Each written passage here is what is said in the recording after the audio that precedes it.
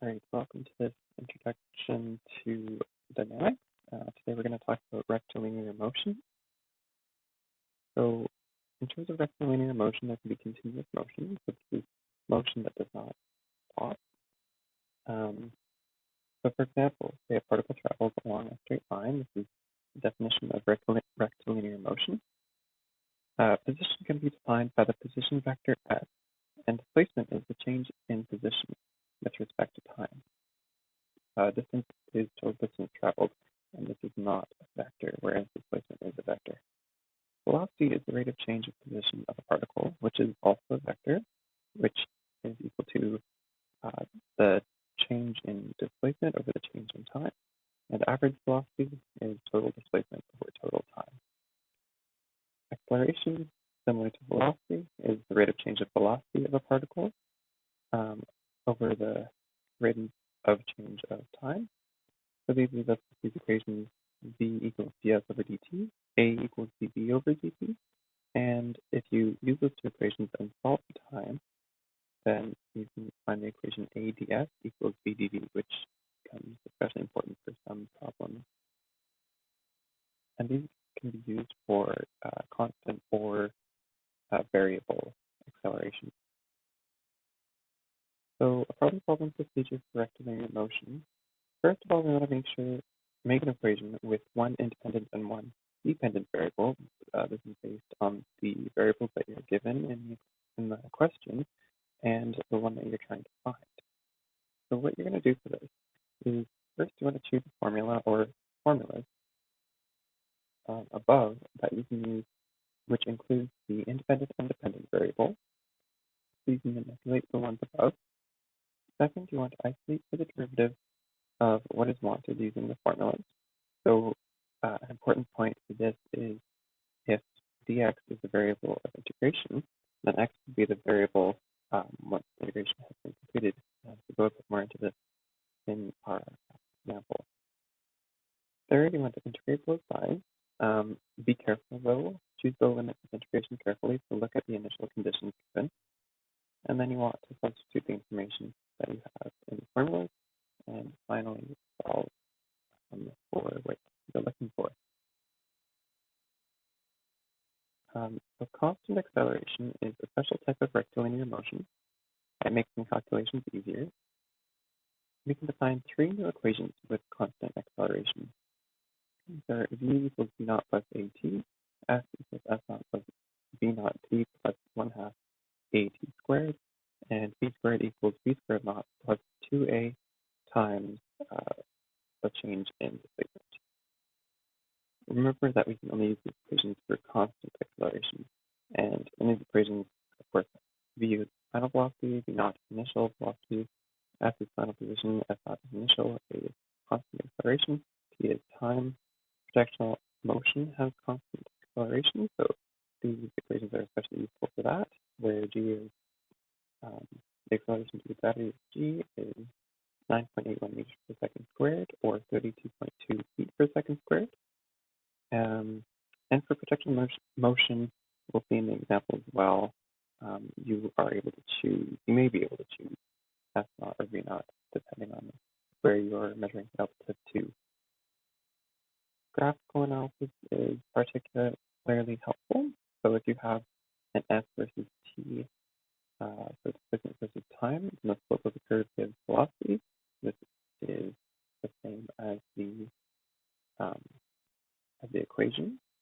Delta S over delta T is velocity. And for the T graph, the slope gives acceleration. Again, same as the equation.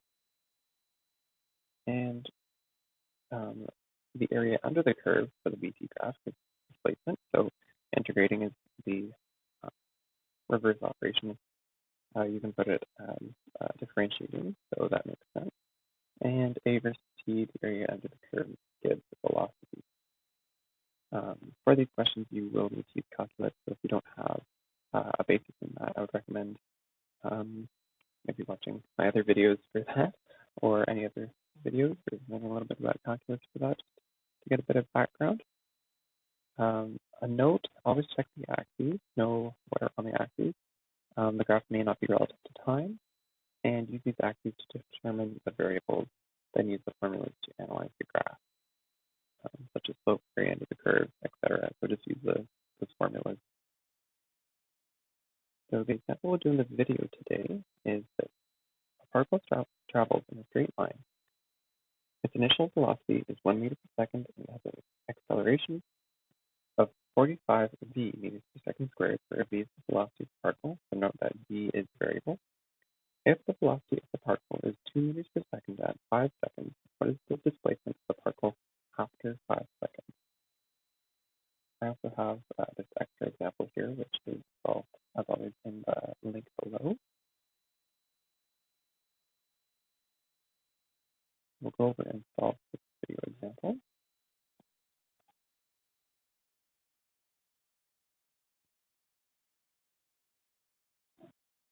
First, we want to write out what we have. Know that v naught is 1. The acceleration is 45 times the velocity.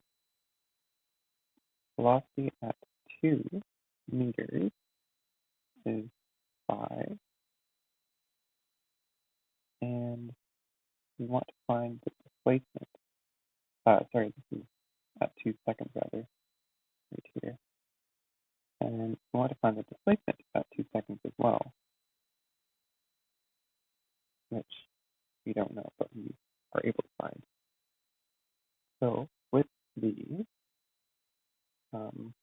you can put in units, but if they're given in the equation, then this is still a good idea. The velocity is in meters per second, acceleration meters per second squared, velocity again, meters per second, and displacement is just in meters.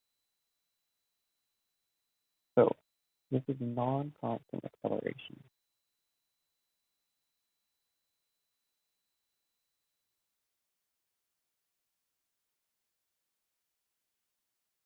Which means we can't use any of those equations of constant acceleration. We only have those 3 equations to work with. So we have v naught, acceleration, and v at 2t. So I'm going to go ahead and use this equation, this kind of special case. You'll see why in a minute. Let's just replace some of these variables with their numbers. A is 45 c. Yes equals c d c. So then we have an equation that is only in 2 variables. The variable that we have, which is v, on both sides, and the variable that we're looking for, which is f.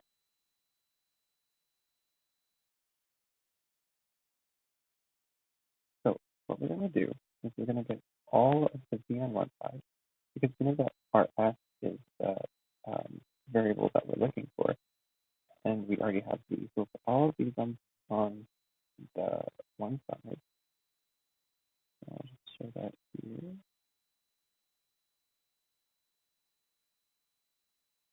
And that'll end up looking like this. df equals v dv over 45c. Of course, this is cancel out.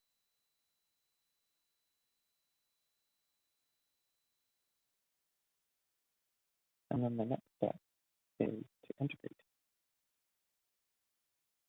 We're going to integrate this side. And we don't know the limits of integration. They aren't given, at least for df. So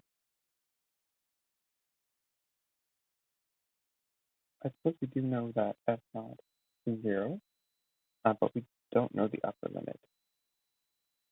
So similar thing on the right side, 1 over 45 dv. And again, we don't know, or rather we do know on this side, all of these, we know the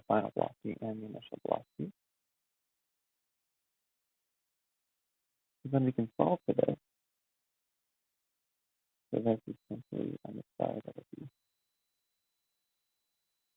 just taking the derivative of dx, or integral of dx rather, and just placing in those limits of integration. And then on this side, you have a constant,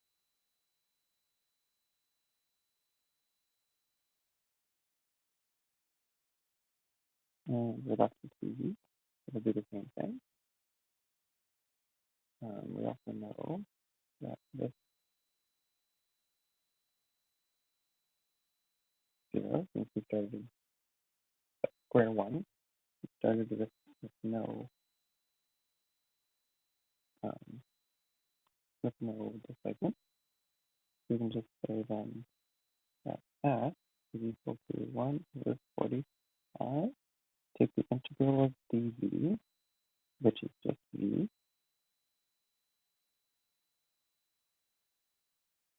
integrated from v naught to v, and we know that v naught is given up here as 1 meter per second, and we know that v at time 2, at the time we're looking at, is 5 meters per second, and then we just finish this integration here.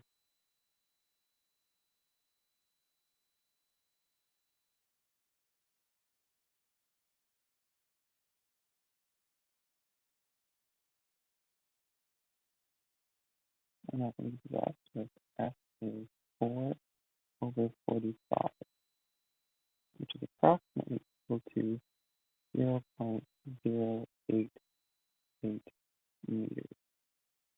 That is how we solve that question. There will be an extra example linked below. Thank you again to Loom and Google Keep, and as well to my various physics professors, and thank you for watching, and I hope this helps.